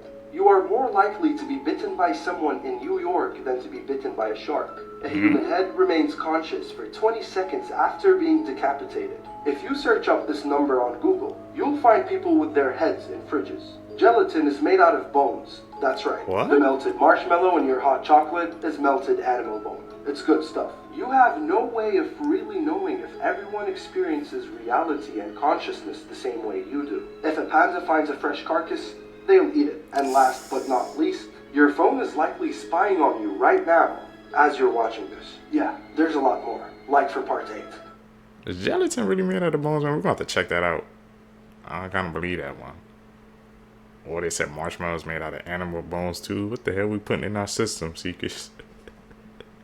You never know what you're eating nowadays. Know these facts? The Boeing factory is so large they had to install a one-of-a-kind air circulation system to stop clouds from forming inside of the building. Whoa. This is the world's smallest drawbridge in Bermuda. The US Navy is known to have used Xbox controllers to control the periscopes on submarines. James Cameron was homeless when he wrote The Terminator. He sold the rights for $1 on the condition that he was the one to direct the movie. A race was held in 1888 between a pigeon and a bee for 3 miles, where the bee won by 25 seconds. Camels have 3 eyelids that helps protect their eyes from the blowing sand. Cherries are dried with helicopters. It would take you 18 months to walk the Great Wall of China. The USA speaks more than 350 different languages. Scientists are out there making arguments that we may have more than 5 senses, one of them being magnetoreception, which is the ability to sense magnetic fields, and the other is chronoception, which is the ability to sense time passing. Here's some everyday life hacks you need to know. Have you ever had a tight ring get stuck on your finger? Well, all you have to do is grab some string and tuck it underneath the ring, and use that same string and keep wrapping it around your finger. Then all you have to do is grab the other side and start pulling, and it will magically remove the ring. Now, who else hates when you have tape on your paper and you end up just ripping it? Well, in order to not do that, all you have to do is grab the tape on both sides and pull really hard, which then causes the tape to be removed very easy, and your paper still intact. Now, if your house key ever breaks in your lock, get yourself a hot glue stick and then place it inside of the lock. Wait for it to dry a little bit and then pull it right out. Gruesome facts Wow, you okay. didn't know. Part 82. Weighing nearly 90 pounds, the costume used for the Cowardly Lion in The Wizard of Oz was made of real lion skin and fur, as well as human hair mixed in. The South Fork of the Chicago River was given the nickname Bubbly Creek. It would bubble methane and hydrogen sulfide gas, which was due to meatpackers dumping blood and entrails into the water. In 2002, a Croatian diver was found dead in an underwater cave with a knife protruding from his chest. Initially believed to be a homicide, forensic analysis discovered that the man took his own life to avoid the agony of drowning. It was the first reported case of suicide while diving. Here are some things you were definitely never meant to see. Creepy. Or know. I'm so sorry. Yeah, no, let's start here. What the heck here? This is an image captured from inside of a house in America. Now it appears to be a gigantic eagle-type bird thing. But when did they get that big? No, that ain't no eagle. That's Lucifer's pet bird. World doomed. Next, I bet you didn't know that elephants can actually hear out of their feet. So what you're saying is those abnormally large ears are not the only place an elephant can hear. Nature! You good! Bees can actually live inside of your eye. And to make the nightmare worse, this has happened before to a Taiwanese woman in 2019. When a doctor found not one, not two, not three, but 4 bees living inside of her eye, feeding off her tears. What kind of horror movie shit was that? Make a deal, if you didn't know about any of these, you have to share it. Hey man, leave a like, man, if y'all never even heard of that before, man. A bee living in somebody's eyes, but not 1, 2, 3, 4 bees, and they were living off of her tears. That's mind-blowing, man. I wouldn't even think something like that is possible. I'm definitely going to have to freaking check up on that story.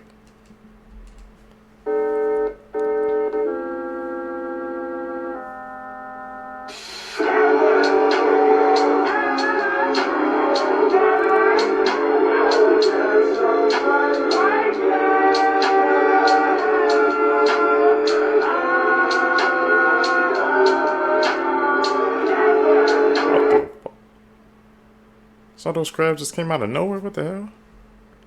And that Red Sea. Are those sounds, man? The most unnerving facial reconstructions of John and Jane Does. You can first look at the Salem County John Doe. These remains were found in 1979, I believe, in the New Jersey area under a pile of logs and grass. Kind of freaks me out about some of the classic facial reconstructions like this is that the teeth are original, or the same teeth from the skull that this was reconstructed over. Reconstruction is only named in the records that I found as Becca, her story being that she was discovered in Albuquerque in 1991 while hanging in a motel bathroom. But these are another type of reconstruction that I do not like, solely because all of what's depicted here in the illustration is of the actual remains, just they've drawn the eyes open. 1991, Harris County, Jane Doe. December 15th, 1991, when she was found in Houston, Texas, allegedly stuffed into the bottom of a cardboard box. It's a different style of reconstruction, where it is an actual photograph of the body, it's just that the eyes have been photoshopped to be open. If cases of the unsolved or similar stories to this are of interest to you, we do have additional information on the show. This is some uncanny valley vibes.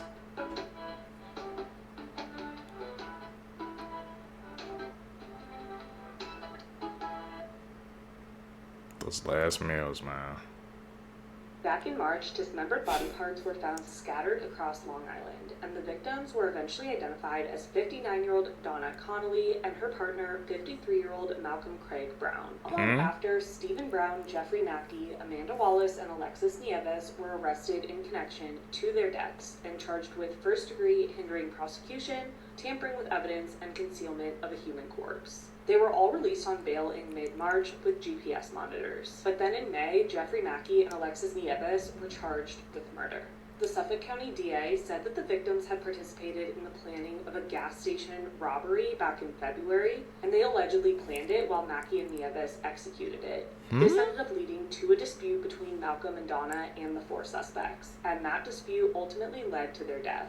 It is believed that Nieves and Mackey murdered Donna and Malcolm, while Wallace and Brown helped to dismember and dispose of the bodies. Mackey and Nieves have pleaded not guilty and are maintaining their innocence. But now, both Amanda Wallace and Stephen Brown, who is Malcolm's cousin, have pleaded guilty. This week, Amanda Wallace pleaded guilty to 5 felony charges and named Mackie and Nieves as the perpetrators. And then on Thursday, Brown pleaded guilty to 6 felony charges, admitting to participating in a plot to kill the victims and conceal their deaths. Both Wallace and Brown maintain that they did not commit the actual murders. And it is being said that they are both cooperating with authorities. They have yet to be sentenced, but because they are cooperating and have agreed to a plea deal, their sentence will be reduced than if they pled not guilty. Meanwhile, Mackie and Nieves have been charged with murder and are maintaining their innocence. Really weird fun facts that you might find pretty damn interesting. So who's telling Number what? 1, banging your head against a wall for an hour burns 150 calories. Number 2, approximately 40,000 Americans are injured by toilets each year. Number 3, there's a higher chance of you being elected President of the United States than winning the lottery. Number 4, an average of 100 people choke to death on ballpoint pens each year. Number 5, it is harder to be an employee at Walmart than a student at Harvard, because Walmart has a lower acceptance rate. Number 6, human birth control pills work on gorillas. Number 7, there are 2 million millionaires in the United States. I am not one of them. And number 8, like fingerprints, every tongue print is different from person to person. Wow, what the hell? We have tongue patterns?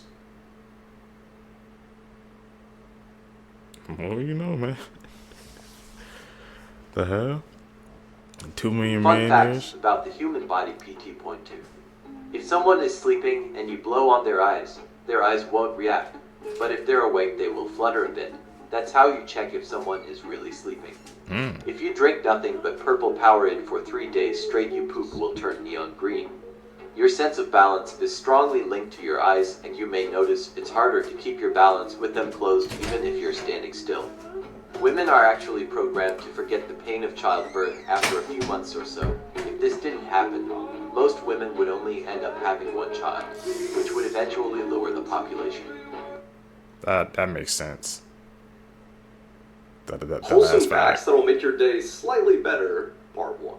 When a human sees a puppy, a chemical called dopamine is released in the brain. Elephants also release dopamine when they see people, meaning that they think we're cute in the same way we think puppies are cute. There's a YouTube channel called Dad, How Do I that teaches young people things that would typically be taught by a father figure. From how to change a tire to how to tie a tie, fans of the channel think it's super helpful. When you're on a walk with your dog and they stop to take a dump, you may notice that your fluffy friend is staring at you as they poop. They do this because they're in a defenseless position and they're trusting you to keep them safe. There are more public libraries in the US than McDonald's. After the horrific events of 9/11, a small Kenyan tribe known as the Maasai people gave 14 cows to the US in their support. The man who played Mickey Mouse ended up marrying the woman who played Minnie Mouse, meaning that true love actually exists. That's true love right there, man. Who would have thought, bro?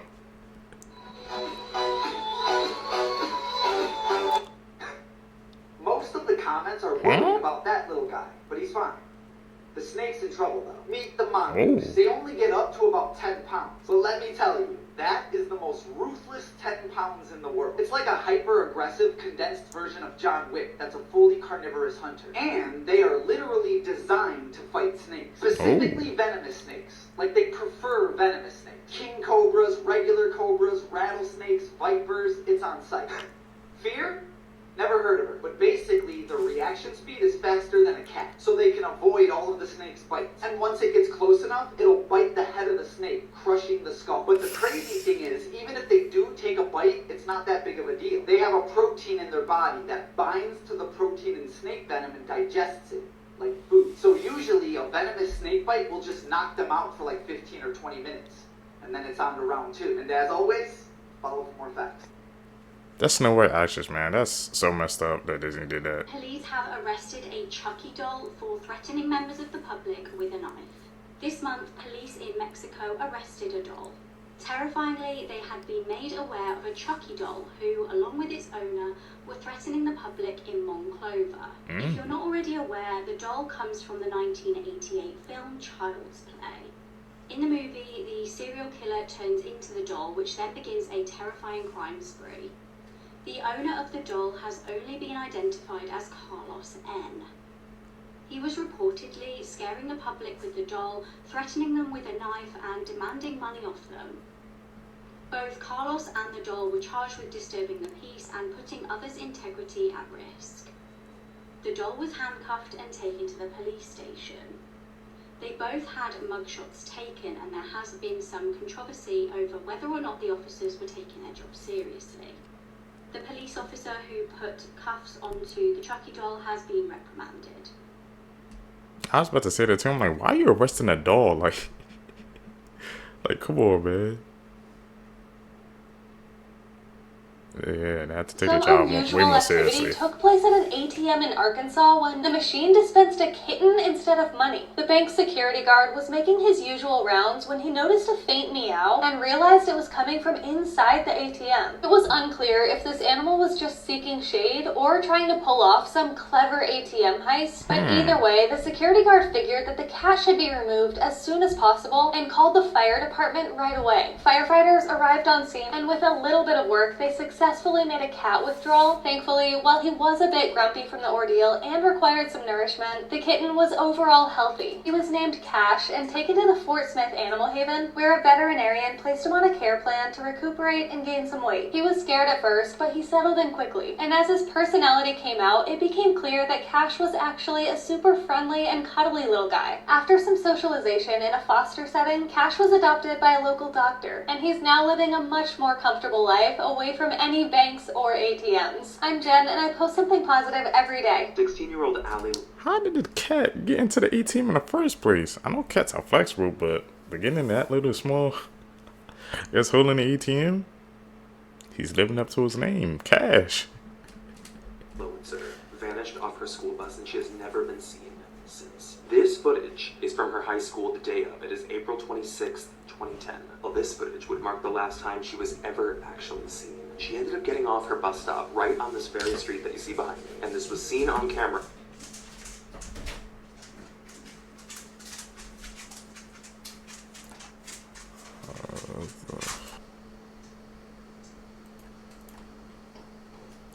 On that bus at 2:56 p.m. and she had already texted her mom that she was going to be walking from their home to her job, which is only about 10 or so minutes away. But at 2:57, just a minute after she got off the bus, she sent a text to her friend. Then her phone mysteriously turned off, and nobody has seen her since. Years into this case, there has only ever been one witness who came forward who said they might have seen a girl who fit her description talking to somebody in a white. Hard to hear, but that's why. Disappeared off the earth, man. Now, supposedly during a big storm on the beach, a giant monster came out.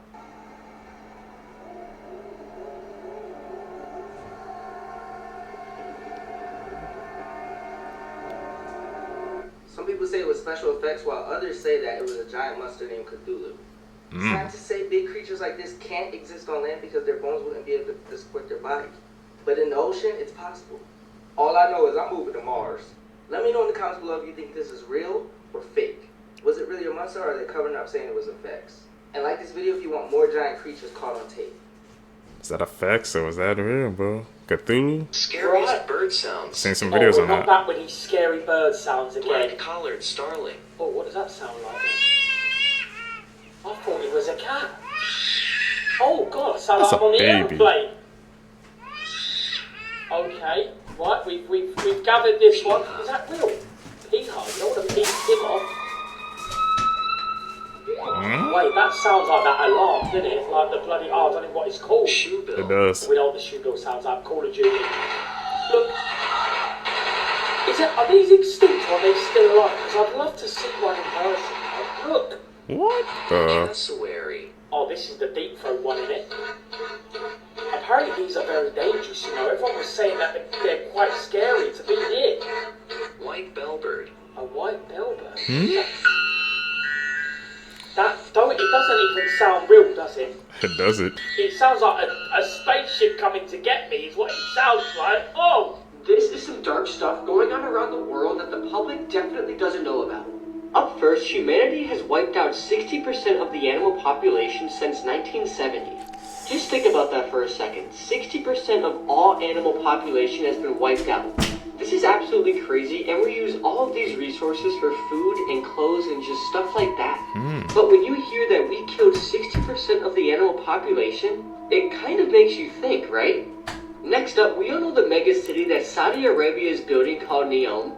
But did you know Saudi Arabia is sentencing people to death who refuse to move out of their homes so they could actually build the mega city Neom? And their relatives are being sentenced to multiple decades of prison time just for protesting and posting their support to the cause on social media. This is absolutely sickening, and I can't believe nobody is talking about this. This next one is going to keep us all up at night. But bacterial resistance to antibiotics is at an alarming level. There has already been instances of pan-antibiotic resistant strains of bacteria. This can throw us back to the pre-antibiotic era, which will effectively mean if you catch an infection, you will die. Just like in the 1400s. Finally, women are going missing from Indian reservations across some of the United States. Many are young women and are probably being used for sex trafficking. I wonder why they're taking Indian women from Indian reservations. And I wonder why sick stuff happens like this on Earth every single day.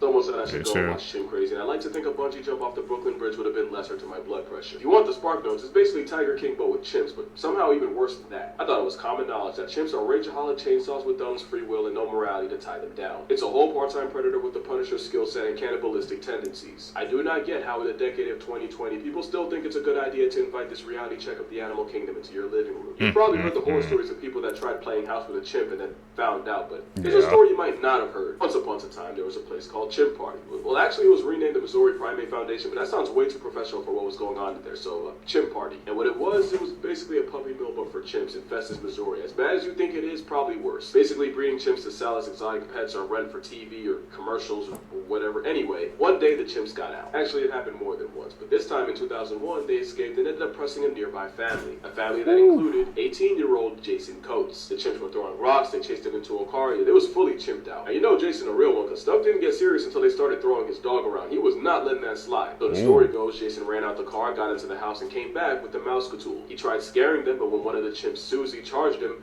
he sent her the dog backwards. But here's where it gets wicked. Not only did Jason get arrested and charged with chimp murder, not only was he put in jail with grown men for refusing to be chimp bait, not only did he miss the birth of his first child because he was in there, he would be registered as a felon because of it until only a couple years ago. I love animals, I really do, but if a chimp's coming at me with malicious intent, well actually any intent, and I got that pole on me, either the chimp's getting it or I'm self-medicating with a bullet. For 20 years he was a convicted felon for the crime of not letting a chimp peel him like a banana, and we know that would have happened because Susie had a son named Travis. Yeah, the same Travis that literally defaced a woman. That's a literal travesty. Yeah, moral of the story, chimping ain't easy, but it won't stop some people from trying. Ways people have died. Part 21. Fernando.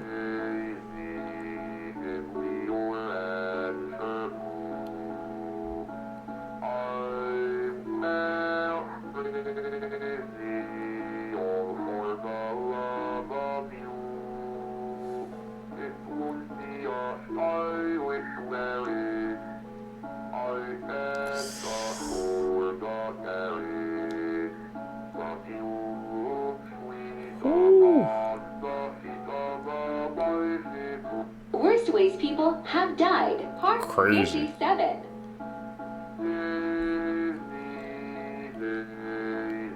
On Monday at a site in New Jersey, a tape measure somehow fell off a construction worker's tool belt and fell 50 stories down.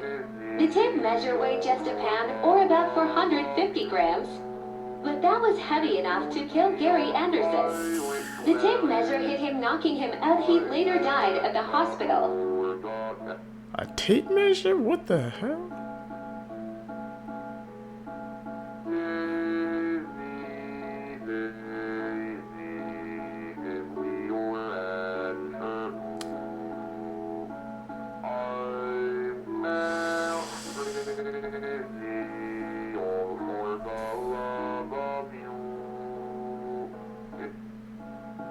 Looks like they went through a lot.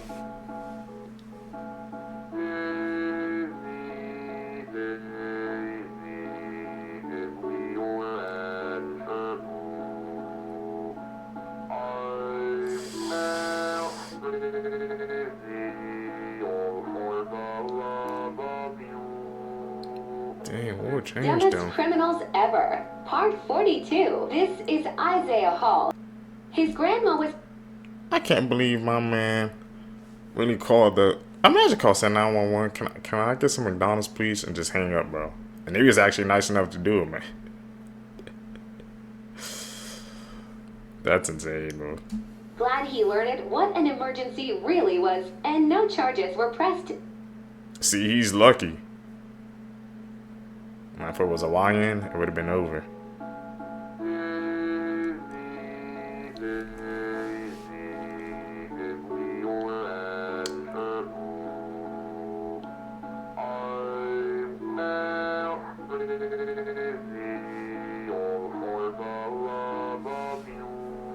What? You know, the second Moana came out. I wonder if it's revealed as she's related to Maui or something. But some way, but aren't they all like the Islanders? Her whole family, aren't they like related to like ancient islands, something like that? So I'm guessing that's why she have her powers. Hey man, they be putting hidden messages in these movies, bro. You gotta piece it together.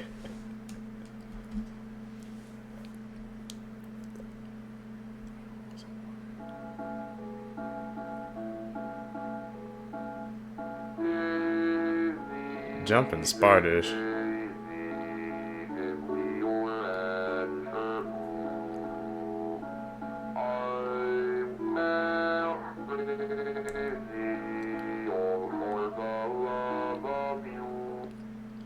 Clams at night? What the hell? The worst ways people have died. Okay, firstly, this is so horrible it sounds fake. This mother pushed her son for 2 days on a swing until he died. That mother was later put into a mental institution. Alright, next, a 39-year-old man in the Philippines decided to face his fears and go on a roller coaster with his family. But as it went up, he started to have a panic attack and move around and kick all in his seat. But when it did a flip, he fell off the ride to his death. Finally, this took a turn for the worst. After this woman was celebrating her proposal, she accidentally fell off a 65-foot cliff to her death. What the? My man tried to face his fears on the roller coaster, moving around too much, and look what happened, man. I have a limit. I think I went on like 1 or 2 roller coasters, I guess, in my life, man. Well, if I see roller coasters that go up too high, that's it for me, bro. I can't do heights. For fun fact seekers, man, I'm not a height person, so that's just something I refuse to do, man. There's a limit. And that proposal was sad, man. One that's supposed to be the happiest state of her life, and look what happened. Worst freak accidents, part 1. The time a girl jumped with no cord. That girl was 25-year-old Yesenia Morales. She was 25 years old. She was a lawyer from Colombia.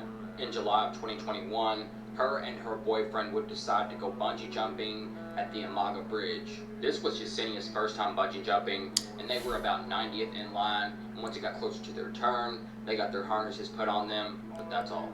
Shortly after, they attached the cord to the boyfriend, but only the boyfriend, and they give the cue for him to jump. But Yesenia misreads that sign, and she jumps herself with no cord attached.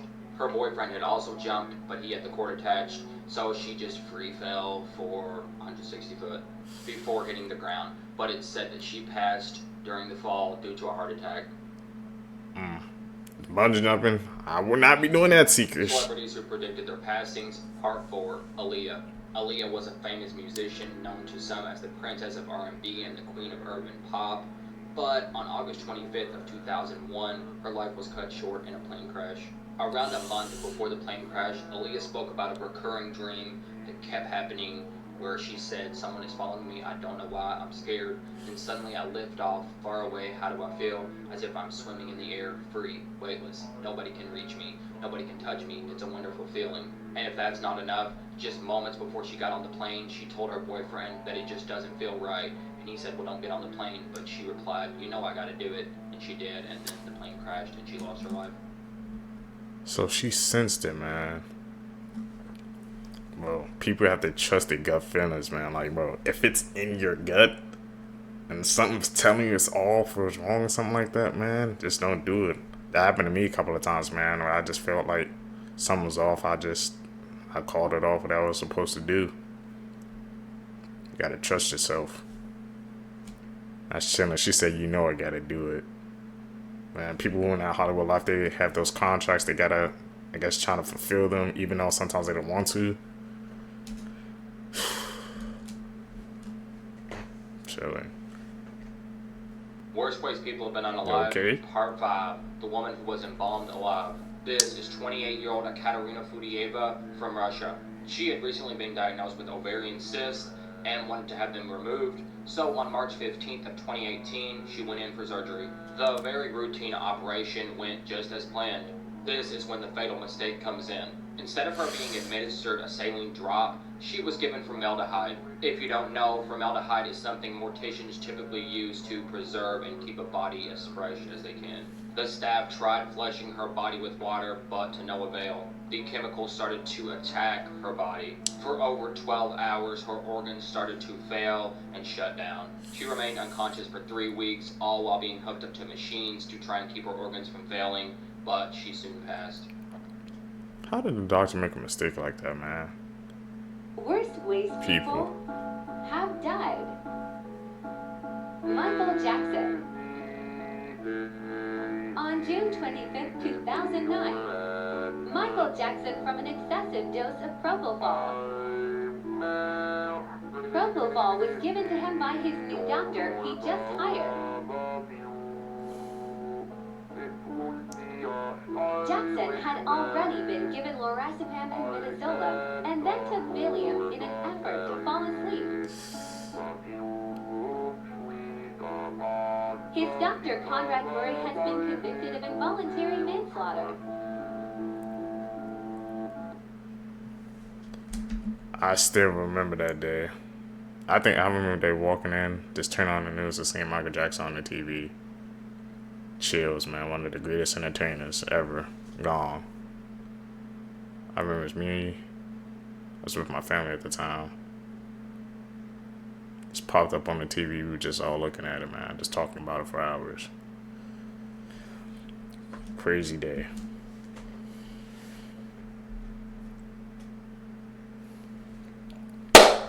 Seekers, if you guys made it with me to the end of the video, you're true seekers seeking the truth. I really appreciate the support. Make sure you guys leave a thumbs up in this video. Also, comment down below if you guys learned anything today. Also, don't forget to hit that post notification bell so you always get notified when I upload my next videos. You guys are going to catch you in the next one, man. I'm out. Appreciate you.